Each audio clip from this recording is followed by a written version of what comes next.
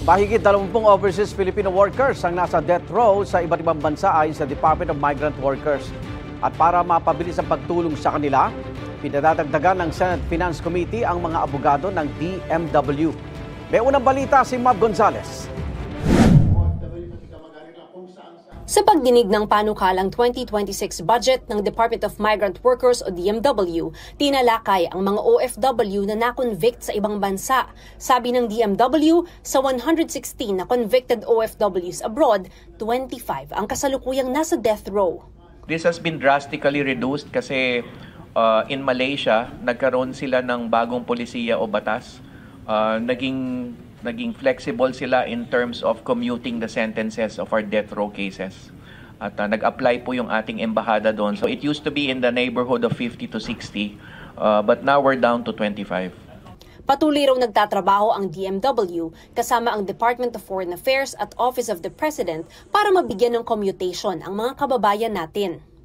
Likelihood nitong 25, mabigyan rin ng commutation. Si Presidente po is also very concerned about the death row cases, and we have been working quietly to hold the executions at bay, and tama po kayo, natumbok nyo, makommute yung sentence na yon, if not, mapawalang sala completely. Ang gusto ni Senate Finance Committee Chairman Senador Win Gatchalian, dagdagan ng abogado ng DMW. Legal retainer, meron tayong 23. Ang in-house lawyer natin, meron tayong 10.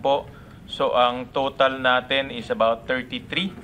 So, if you divide that with our number of OFWs, lumalabas parang 1:90,000. Tama po ba that we only have 33 legal retainer and in-house lawyers handling almost 3 million OFWs? Sir, yung law firms po would usually have, well, not the entire law firm is engaged. They will have other areas of field of practices of law.